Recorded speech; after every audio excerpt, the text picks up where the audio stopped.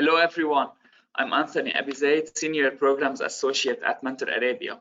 I would like to thank you for joining us today. We are pleased to have Dr. Roman Gabrielic with us today's webinar on prevention and treatment during COVID-19 pandemic.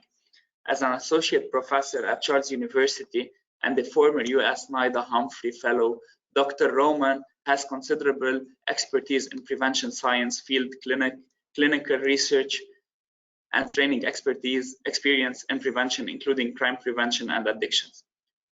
Dr. Roman has been extensively involved in the international collaboration project, mostly EC funded, served as a member of professional research board and committees, including collaboration with EMCDDA, UNODC, ISSUP, ECUDDR, and with the Czech governmental office. Besides the international activities, he serves as head of research and development, guarantor of a bachelor academic study program in addiction science, member of an academic board of the doctoral study program in addictology, PhD supervisor at the Department of Addictology, First Faculty of Medicine at Charles University. His work is centered around prevention science, research and education implementation, science and prevention of risky behaviors, mainly addictive behaviors and crime prevention. He has been directly involved in the development of the national system of school-based prevention of risky behavior in the Czech Republic for nearly 2 decades. Recently, his interest is in utilizing data from national health registers. Furthermore, he is involved in research and application of e-health and mHealth in the fields of prevention and treatment. In this webinar, we will learn about the current status of prevention of risky behaviors during the COVID-19 pandemic, with a specific focus on the pandemic either being a threat or an opportunity, and the target groups that have been impacted. In addition, we will outline the types of risky behaviors, related risks, and action that can be taken, and the parties that can fulfill them. By assessing the addiction field infrastructure, we will work towards evidence-based decisions and create a framework for education and training prior, during, and after the COVID-19 pandemic. We will have a Q&A session at the end of the webinar, so please submit your questions in the question box. Dr. Roman, the floor is yours. Thank you very much, Anthony, for the introduction. I realized that maybe it was too long and too many items, so next time I know that it can be even shorter as it comes to my bio. I'm very glad that we can meet. It would be great to meet face to face. It would be great to not to have another webinar in a row. Nevertheless, the situation is this way and we have to cope with that. So I'm thankful at the very end with the options we have that are given with that come with the internet and the technologies that allow meeting people at least online. I would like to welcome you to this webinar. I hope that you're going to enjoy it, and we will have the Q&A session, and I will be more than happy to clarify all the things that will need further clarification, or if you want me to expand on anything. I would also like to thank to ISSUP and to Mentor Arabia that are behind this webinar and the whole project. So I'm very much thankful for having the opportunity to talk to you, people of various backgrounds, and to people of various professions. It is a pity that I can't ask, because of the format, who are you and what you would like to hear the most. So when I was preparing this for today's session, I was thinking how to do it and what to talk about, and I decided that I'm going to present a case study from one country in Europe. And we have the outcomes, and I was trying to build the webinar around these outcomes. So you, after the end of today's talking, you should be able to answer the following questions. The questions are stated also in the documents you most probably have received. And the first is, what target groups may be affected by the COVID-19 restrictions? What types of risk behaviors call for attention of addiction professionals? And the third one is, what steps to take to better the post-COVID-19 situation in our target group? So we will talk about what is going on right now, but we will also touch upon what happens after we get back to our normal lives.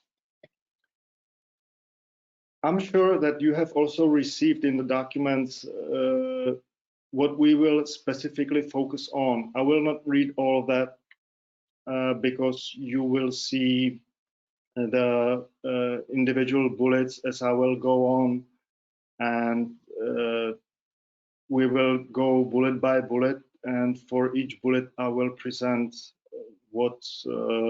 some information that will be explaining what I mean by for example, COVID-19 epidemic, threat or opportunity. As I have mentioned already, I am going to present a case study of one country in Europe. I'm from the Czech Republic, and also what lessons we learned and it's going to be about, it is a little bit over a year. So what we have learned in that year, that is definitely a global major change in our lives. So the COVID-19 is definitely, I viewed COVID-19 epidemic definitely as a threat to our integrity and to the lives of us and our close ones. What is, however, what is important is that I like the saying that it did not begin with the pandemic, and it will not end with the return of children or whoever target groups to school. So here you can already see that I'm going to talk a lot about school-based prevention and about children, but not only about children that are our gold future. So many of my close friends were affected directly by COVID-19, not just being sick or having someone who was sick in the family, but also who died. And because the societies want to save lives and reduce costs that are related to COVID-19 epidemic, we are facing restrictions to sometimes these restrictions are quite weak, sometimes the restrictions are really really major ones. And in the spring 2020 outbreak, the estimation of children who were worldwide, who were out of school and who were having, in better case, distant schooling, it is estimated to be more than 1 billion of kids who were at home or not at school. And one of the key questions I'm asking right now is if we haven't forgot in saving lives, while saving lives and reducing economic harms, if we haven't forgotten about children a little bit. And I am quite convinced that we did, at least in the Czech Republic. It is not really necessary to present the data. This is from Saturday about how the epidemic has affected our lives in numbers. Czech Republic was affected really heavily in the second and third wave of the pandemic in the epidemic in autumn and winter. So we have one of the most deaths per 100,000 inhabitants. But this is how it is. What is more important in terms of what we are going to talk about today is that we have experienced several times when the schools were closed. First, it was in March 11, 2020, and it lasted for a little bit more than a month. However, in October 14, the restrictions were lifted again with a second wave, and it lasted until the end of November. But in December 23rd, children got back to home and didn't get a chance to go to school again. And basically, this situation is still going on. So since December 23rd until March until now, the children are at home, and the only exception until March 1 were the first and second graders, so really small kids. And since then, also these children are at home. So it is a threat, and of course we see negative trends in increased incidence of risk behaviors, and also the situation is getting worse also as it comes to mental health status in all target groups. So not only in children but also in adults, because we have a lot of home offices, and also these most of the people who are at home also have children at home, so it's really demanding. And I'm not even talking about those who are working in the hospitals and taking care of those affected ones, or as it comes to police or whoever else who is in the first line. We may also look at the disaster from positive side, and we may be trying to find some good sides to it. I see COVID epidemic as an impulse to speeding up positive changes and in prevention and treatment of addictive behaviors. I also see that it may lead to improvements of policies and interventions, especially for some types of risk behaviors that were not really in the focus until now. To be specific, I'm talking about online and screen-related addictions, or screen-related problems in children, but also in adults. There is also a specific term related to being tired of having online webinars and meetings. It is called Zoom fatigue. So we may be witnessing new phenomena as time goes on. And I also see that this crisis in the prevention infrastructure, and I will talk about it a little bit later, I can also see some tendencies that you know, as it was not functioning well for a long time, I see now that the infrastructure is like a phoenix getting rising from the ashes, and now people are more and more alert of you know, that it takes a really long time and something has to be done. And I really see some activization in many forms.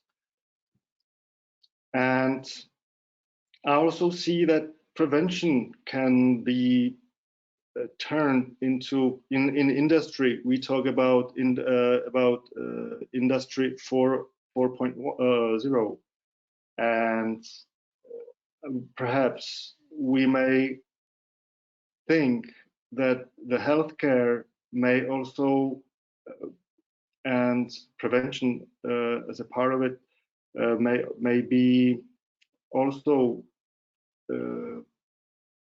going towards more systematic and more you know, things that more relate to the 21st century than you know, going back in time and maintaining the orders. And we really should take advantage of technical solutions that we have and that we can use. So I will definitely touch upon issues such as we have telemedicine, or I don't know if you are familiar with this term, but we can also be talking about teleprevention or about distant prevention, as we have distant schooling or distant learning. So, you know, these things have to be delivered via some systems. And one of the example of such system is the one we use in the Czech Republic. We will talk about it later. It is the system of records of prevention activities, and it is a fully online platform that school prevention experts can use for their work. So, what can be done, how and by whom? Again, it is a case study of the Czech Republic, but perhaps you will be able to find a lot of similarities in your country. And what is important that we reflect what can we learn from that, from these situations that we are facing. So, better question than the one at the very top is, what can I do and how can I contribute? It doesn't have to be a huge piece of contribution. It can be just small thing, but if we add up 100 small activities, it can build up to a huge thing. And for a long time in the Czech Republic, I was observing that people in the field, even in the field, were waiting for the restrictions to end, and were thinking that, yeah, we have to just wait and then we will make it up. But it takes so long, and at the same time there was second wave of thoughts that they will do it, the government will do it, the people will do it, the experts will do it, but the experts are us, and it is us who shall do something. So my advice and take-home message is, let's not wait for them, because who is them? The government, and at least in the Czech Republic, this was not really the case for a long time. That something they were not the drivers of change.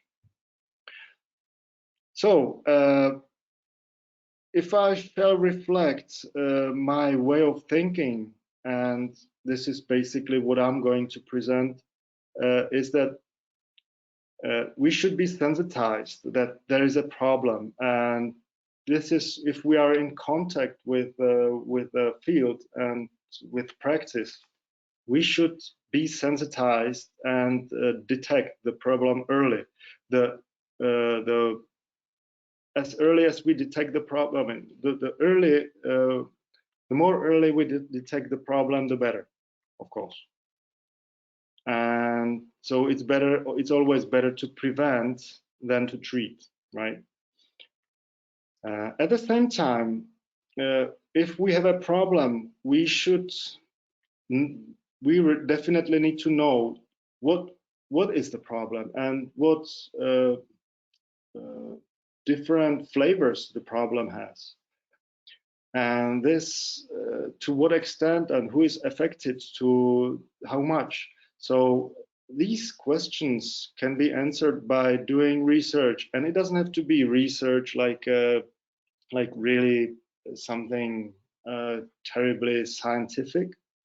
It can be just disseminating a questionnaire or asking systematically those affected what are their needs, what they are lacking for their work, or if they are at home. And this is basically how we build evidence. So we have evidence of the problem. And once we have the evidence, once we collect this information, we have to share it with the right people and make it, make other people aware of what we know. And this basically should lead to think that we all, as a group of experts, will come and sit at one table and will try to find a solution to this problem. So, for example, the health status of children during distant schooling. And let me just remind you that in the Czech Republic, it is children are at home for about half a year already in the Czech Republic. Then I have to translate research into practice. So one thing is that I have to say that it is a problem, but at the same time, I have to activate those who can change something. So I have to translate what I have found to such a language that most of my colleagues understand, and make them believe that something needs to be done and the help should look this and that way. So it is about also implementing interventions that can really change the situation somehow. And later on, I will be also showing how it may look like. And what is important, if we have interventions, we also need to train those who will be implementing it into practice. So who will work with the target groups, for example. And it doesn't mean that you have to do it all by yourself. You can do just part of it. You can do just that part that you're good at. These are two documents that you may already know, for example, from previous webinars, from Giovanna Campello or other people who were already having webinars in the same format like this one. One of the documents is, or both documents are standards that are used in prevention. We have also standards in the Czech Republic that we use, and they are a little bit different. But at the same time, all these documents tell us about quality. And even in these times, it is important not to give up.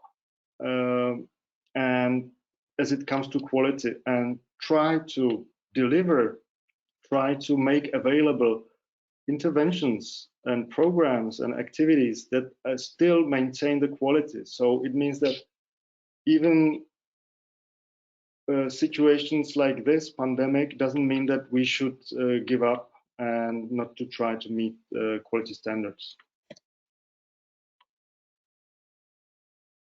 Well, the quality standards is, or the quality is also pronounced by those who are having the power to decide, decision makers, or who have money to do something, so stakeholders, or people who are in the field, the practitioners. And what are really, and you may have seen this slide. This is not applicable only to the Czech Republic, but also globally. This is the Czech drug strategy. So prevention is part of our approach to drugs, but we also know that this is only for those who are of a young age and or people who just are experimenting or have not developed dependence, who already got far enough. They need treatment interventions and they need then other services. At the right side of the presentation of the slide, you can see what types of programs we have in the Czech Republic, and it is a complex system of programs that are here for those who are exposed to substance or non-substance addictions.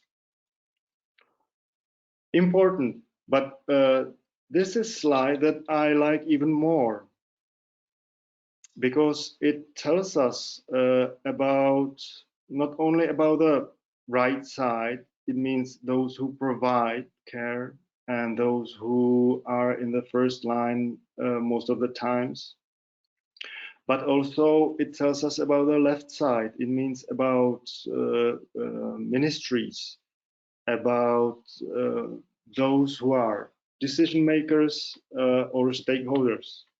So people who have power to introduce changes, to introduce laws, to create, to support financially, and to give other resources such as human resources or support human resources, who can provide supportive regulatory frameworks and who can also provide stimuli for ongoing trainings. But at the same time, on the if you see the pink color in the bottom, there are 3 boxes. It also tells us about evidence-based interventions. It tells us about data collection. It means building the evidence, and about monitoring and evaluation of the interventions and policies. And even before, but also during the current situation caused by COVID-19, we've been able in the Czech Republic, well, in my understanding, a little bit late, but hope, good thing is that it happened. It is happening now, that we are able to sit in one table, the providers, the researchers, the experts, together with representatives from the ministries and from the government, and also from the representatives of local governments. And for example, me as a researcher, I was through the study that we conducted. We gave arguments what to do, who is affected by what, to what extent, and what shall be done. And they listened. So this is a good example that this is not just a drawing, but it can actually reflect what is going on in the society or in one small field, addiction field in one country. And of course, this is not applicable just for this time being, so during the pandemic. It has been here before, and we are using what was built before. We're using it now during the pandemic, but also we will use it, and it's going to exist even after pandemic.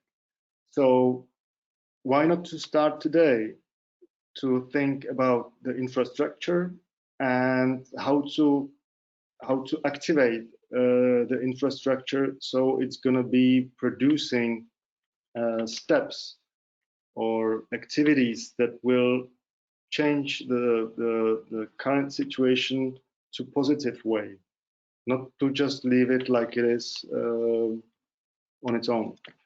So the target groups that are affected by COVID-19, of course, there are many key areas in prevention.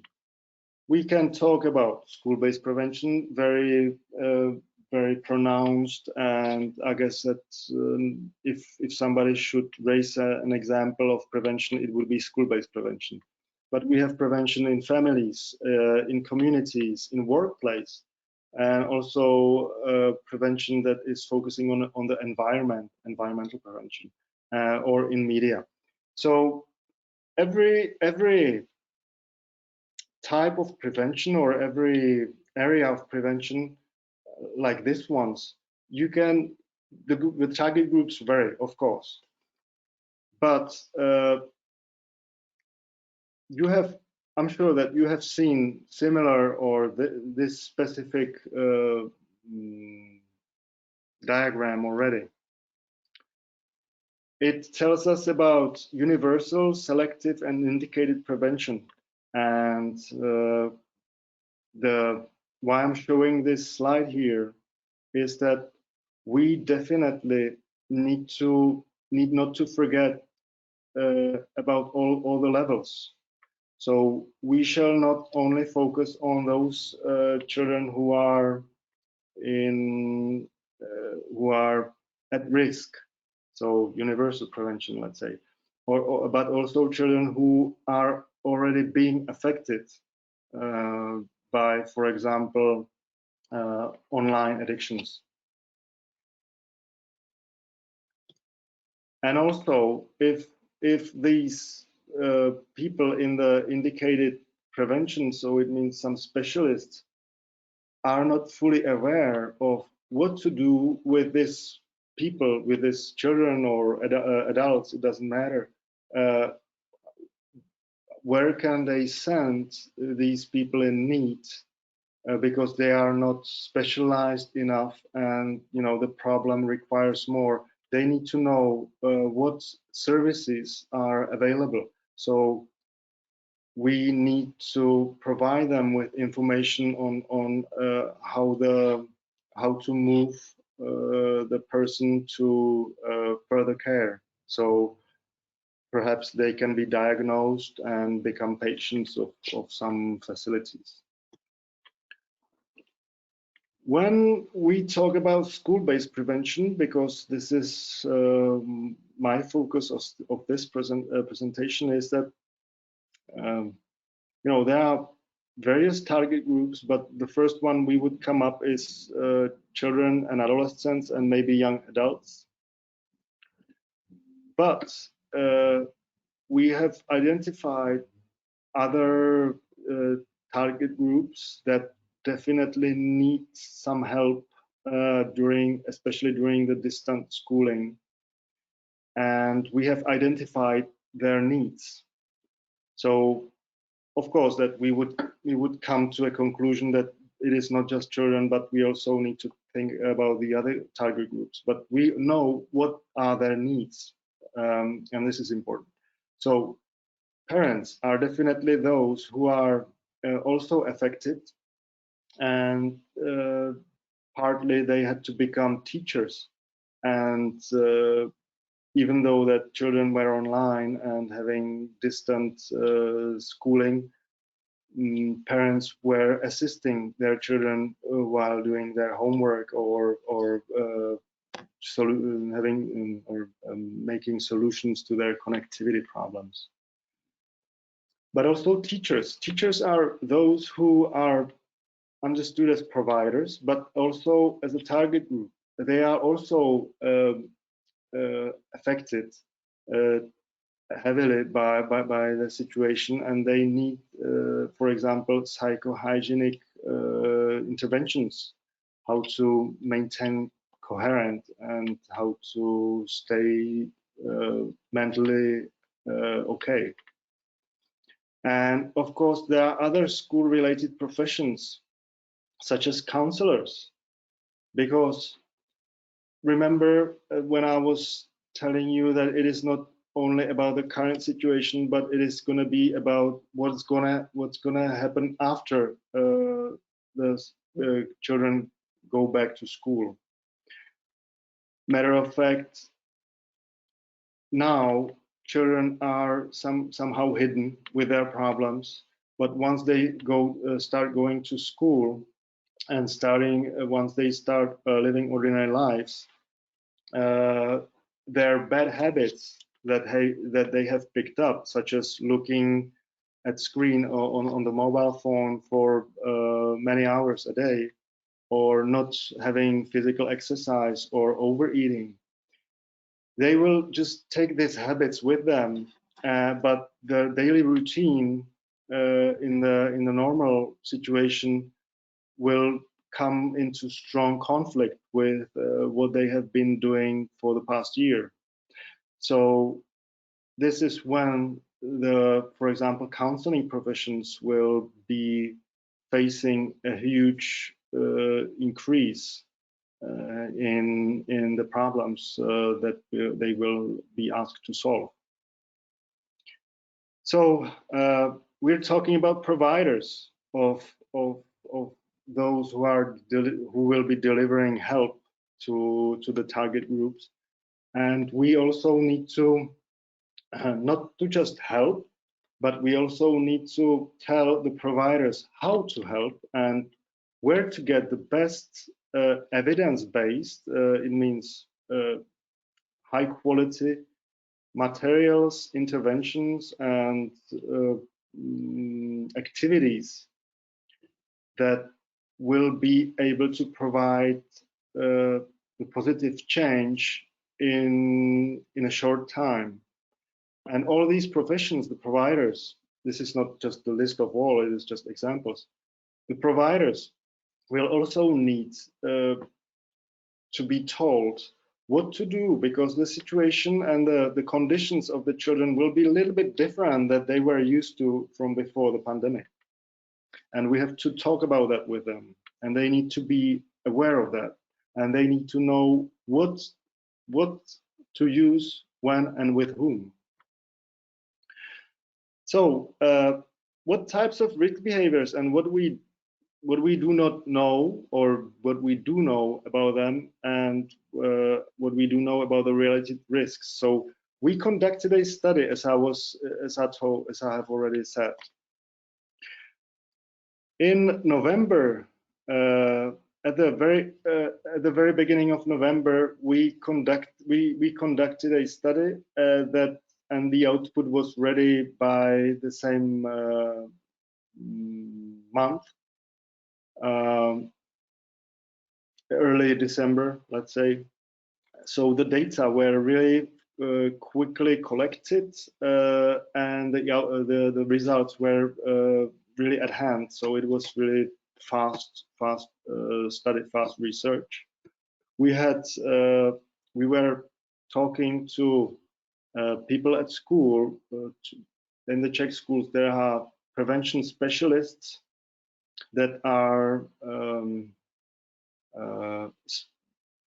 representing the prevention activities for each school.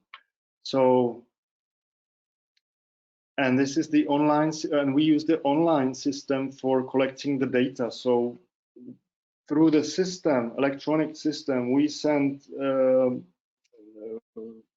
the questionnaire asking for the schools to fill that in, and at the same time we got it back within 2 weeks, and about 1/3 of all schools in the Czech Republic responded in such a short time. So it was great. And what is important, we found out that as it comes to, we were interested in what is the situation, and the questionnaire was really rich. So we were asking for many things, and all of the questions were related to distance schooling. So what is going on with children, and what are the needs of the schools and teachers and perhaps parents to be active or to be good in preventive activities. So one of the, and I'm going to present just a very few results. We were interested in what is the situation about using different online platforms, because the distance schooling in the Czech Republic is using, or the schools are using different platforms, and because we thought and we projected that the distance schooling will not be just for a few weeks, but it may last longer. We were asking what platforms they use, because we would like to deliver distant prevention to our children. So we needed to know what platforms they are using. So for example, we were asking this. So you see a lot of Microsoft Teams and Google Classroom. I hope that this will not be understood as a commercial. And that children starting from 3rd to 5th year of primary school are already using these platforms. So if we want to approach younger children, we have to use different ways of communication, for example. So this is just an example of how we were thinking about the questions and how we are interpreting them. Another question was about how much of a priority the prevention is, and if the experts at school, prevention experts at school, think that it is necessary to implement distant form of prevention during the current situation. And let me just remind you that it was the first month of the distant schooling, of the lockdown. So they would be answering most probably in a different way now, but a large proportion of schools did not consider distant prevention as not so important. So this tells us about how unaware these prevention specialists were about the need of distant prevention. And you see that we have focused on many, this is in Czech, but this is just to demonstrate how many items we were looking at as it comes to various risk behaviors. So from substance use through mental health, and also bullying and racism and xenophobia and so on. So, and most of these were marked as necessary or needed, while in the strong contrast there is that very little of them, and there are 3 columns. One is for the levels of school, so very young children, then 6th to 9th grade is the middle column, and then the secondary education is in the 3rd column. And this is to show you how many, how small proportion of them were actually delivering or implementing some prevention interventions. And for example, for online pornography, there is almost nothing. There was almost nothing done. So the situation was not really good. And this was the first month, but at the same time, 1 month is enough already to take action, and it's about mindset. So we recommended, and this is the recommendation that we gave to the government, and it is about what types of risk behaviors are the most needed, but at the same time they receive the least attention. So it was especially non-substance addiction, gaming and social networks, online pornography, and then in the field of mental health, cyberbullying and cybersecurity. It is put in green because it does not really relate to substance use, but it is somehow related. We urged for the government to support the development of online tools and online forms of assistance to those in the field in schools, and that materials are missing for mental health and non-substance addictions, while there is a lot of materials already as it comes to cyberbullying and cybersecurity. And also there is tremendous, very little materials for parents. So what parents as agents, they also need to have information, but because they are in direct contact with children, nobody else is during distance schooling. So, and we also urged to aim activities at parents, because they need to be better informed. For example, how to recognize,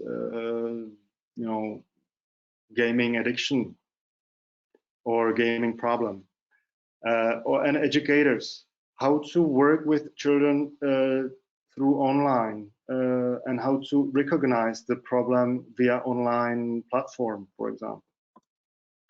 So towards evidence-based decisions, and this is how we wanted the government to decide, but based on evidence. So there is a lot of implications and challenges. We are forced to revise the educational goal. So, for example, we are really trying to argue for including more preventive activities during the ordinary distance schooling day, and pay less attention to, for example, geography or other necessary but maybe not that necessary subjects that are taught at school. As it comes to distant prevention, it's really about pronouncing the need for distant prevention, and that prevention should not start while children come to school, but should start right away, and support distant class group work. More than before, parents are important target groups and mediators and partners in prevention. So how to empower partners, how to strengthen the role of school counseling centers, because they will be receiving more and more children with different types of problems, and especially as it comes to online use of technologies and screens. And this is really needed, because I'm sure that not many of them are really trained in working with children that are having problems related to internet, or are addicted to internet or online or gaming or whatever. and we definitely need to know how to support children in healthy using of technologies. So we need to teach children how to use technologies wisely and what is harmful and how to avoid that. So this is basically what we have been showing to our government and to our colleagues, that we know what are the priority issues in risk behaviors. This is the blue thing. The green, this is who we were talking to and who we want to talk to and who we want to talk with in order to address the target groups. And just let me remind you that we talk about the target group as not only children but also parents and teachers. And at the same time, parents and teachers are mediators of the change in students or in children. So parents may act as a target group but also as a partner, the same as teachers. And this is basically what was happening in previous months. So the ministries, the representative of ministries got together, and on the right side you just see the document that introduces what needs to be done and by whom, by what ministry, in order to achieve the goal, and it is to improve the situation in children and COVID-19 pandemic related issues. And at the same time, in the document, it is saying that we should not resign to give up the need for using effective methods. So not to prefer quality over being fast, but be delivering harmful or iatrogenic interventions to our children. So as it comes to education and training prior, this is important, during and after the pandemic or the epidemic, there are just 3 examples that I'm going to provide what we are actually doing in the Czech Republic. So I've been mentioning several times the problematic use of technologies and screens. It is being pronounced even more with children that are using computers for school. Once they finish school, they are playing games, or they are playing games instead of school, besides school. They are excessively using their mobile phones. They are sitting in front of TV. So they are using different screens, or they are looking at different screens, and they are using different devices. And their parents are at home. Most of the parents are at home, and they don't have time because they have their home office, so they are working. So it's good that children are quiet, but then we face increase in social networks, in the harmful use of social networks. Then we have rising numbers of gaming disorder, smartphone addiction, and blah blah blah. So sometimes we can view the situation as a cause, but at the same time, some of these online activities may be used to reduce stress and anxiety that is related to COVID-19 crisis, and also to make up for direct social contacts between children. So when we talk about screens and technologies, we talk about content. It means what the children are what they are consuming, extent, how much they use the technologies and screens, and context where they use it. And these 3 things together basically build up for the problem of the problematic use of technologies and screens. So that's why we decided to educate prevention specialists at schools, specifically in this area, because we have other colleagues that are focusing on other things, but we just decided to focus on this online problems.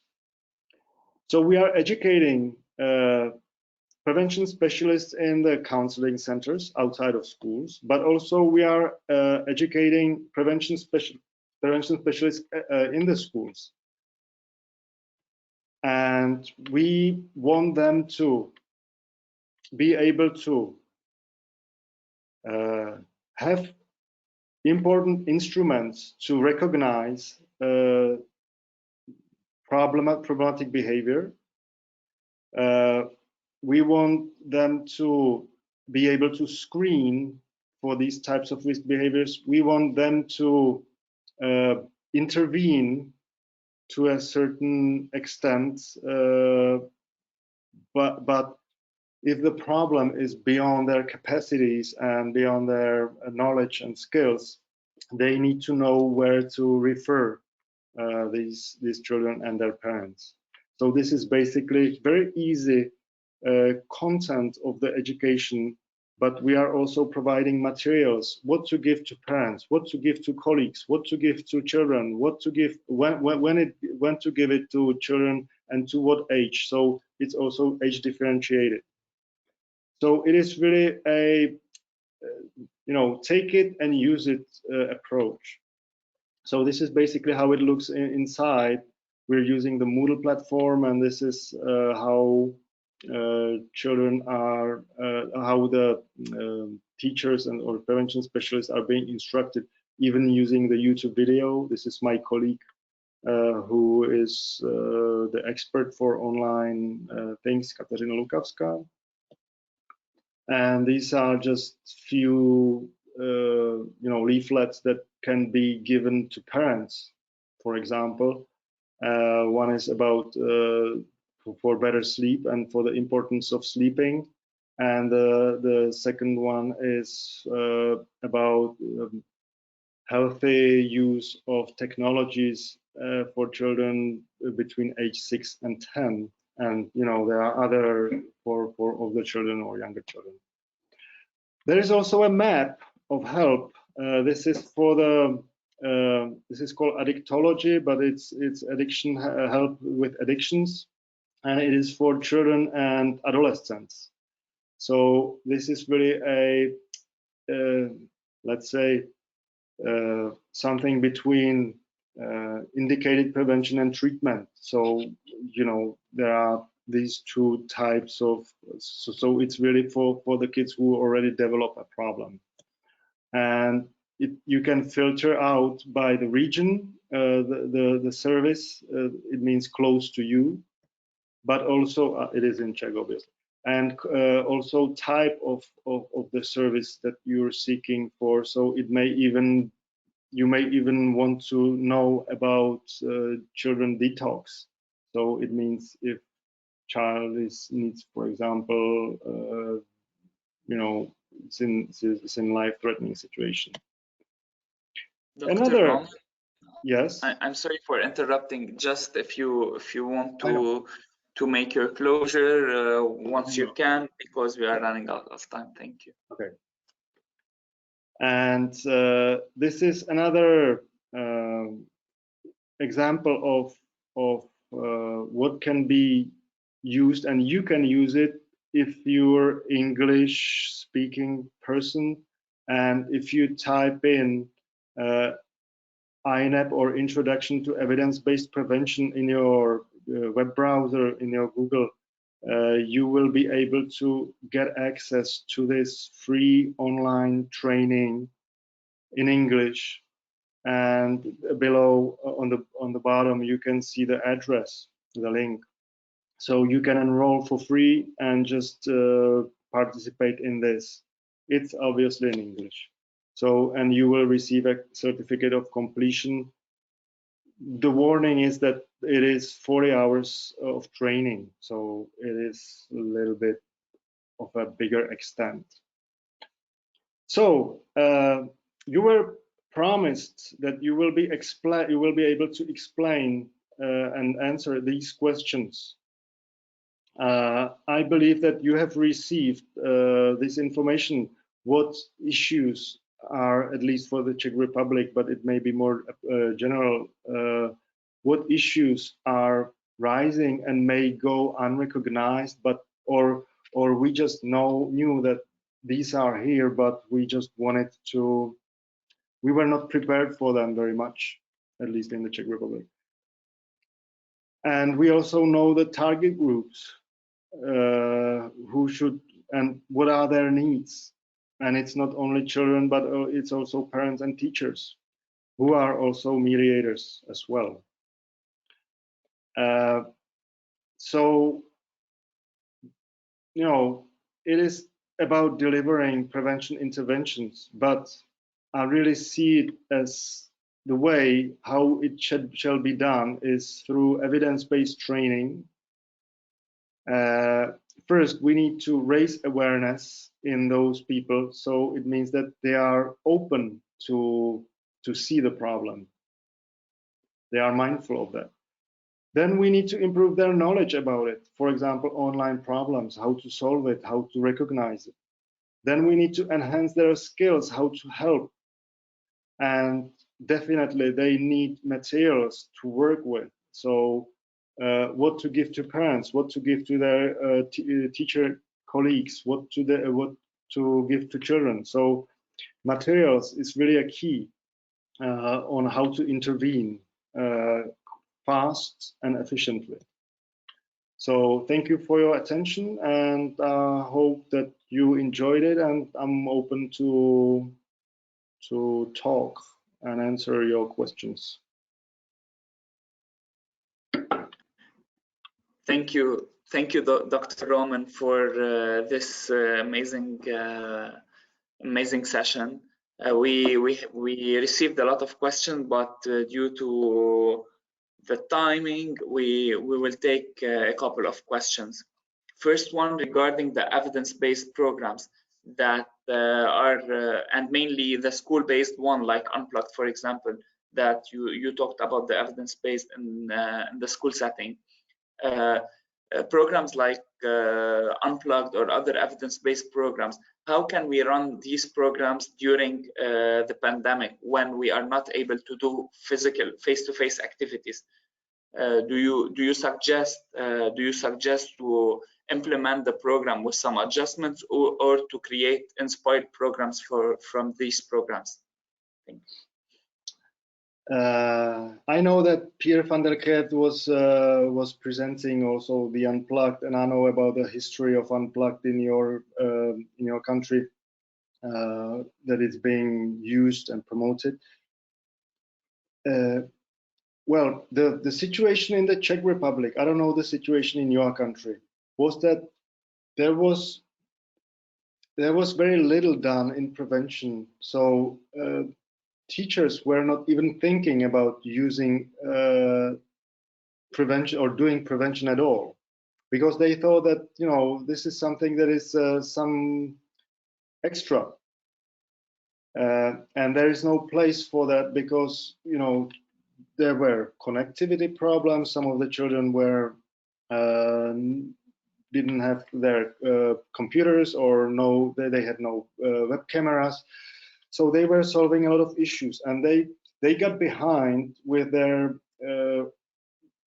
with teaching the important subjects, the important courses. So there was a huge need in huge inner pressure of the teachers that they need to deliver all the key knowledge to the children, and that prevention is something extra. What we are trying to say is, no, prevention is not extra. Prevention is more important than the knowledge that you deliver. So for me, the first important message is talk to children, do something with children. It doesn't have to be unplugged. Don't aim too high. Have group discussions. Ask children, how are they at home? how is the situation, if they have enough um, comfort when when having distance schooling. And definitely you can implement some of the activities of the unplugged. For example, with children who already were exposed to unplugged, you can come back with the lecture that you liked or they liked and say, okay, you know the lecture, why don't we do it again, because it was last year, and perhaps we can just enjoy and have fun today. Wonderful. With children that were not exposed to unplugged, you can just pick a piece, and I guess, I don't know what other colleagues would say, but I'm definitely sure that they will not be too disappointed if we just take something little. So I'm about to wrap up. Something is better than nothing, and the best to me is talking, just simple talking and asking how they are. Another question about the parenting component. As you said, as you mentioned in your presentation, the parents could be part of our intervention as the stakeholders, as support for us, or they can be the beneficiaries from our intervention. There is a question regarding the content that we want to provide for these parents. Is it positive parenting or just knowledge in general, specific sessions like awareness sessions?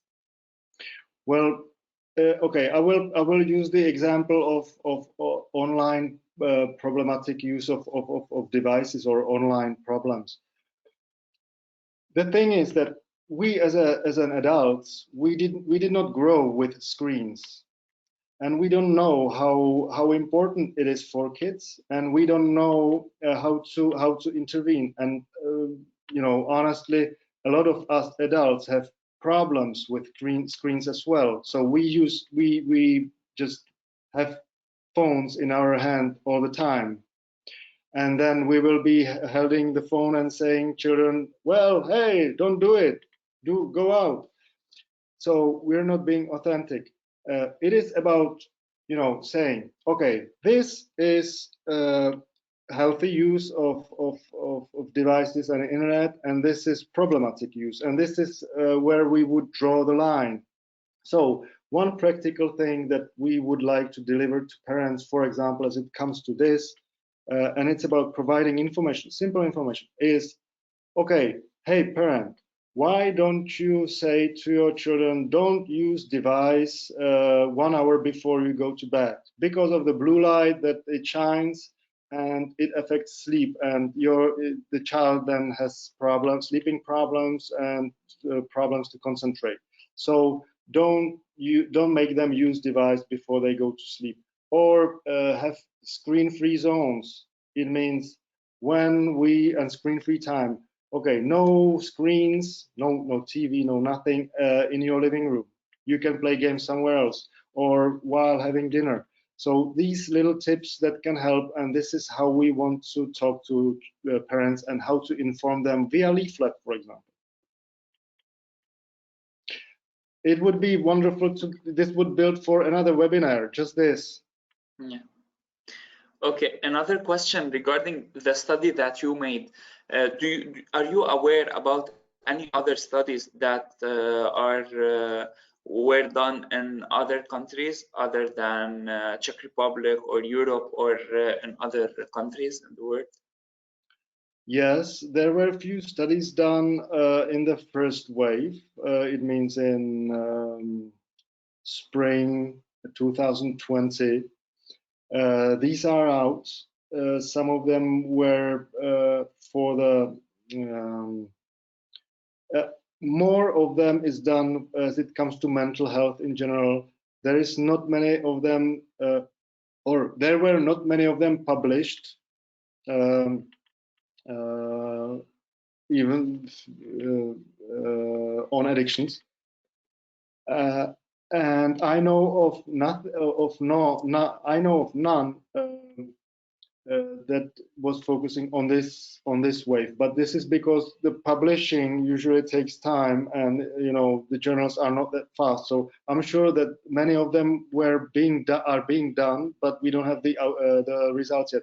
Even us, we have published this, or we have sent it to the journal, to Prevention Science journal, but we don't have the review back yet. So there may be many studies, but maybe later. And I have few links. You can see it in the presentation at the very end. Bye. Okay. Due to the shortage in time, I want to thank you. I will not be able to take all the questions. We want really to thank you, Dr. Romer, for this insightful webinar.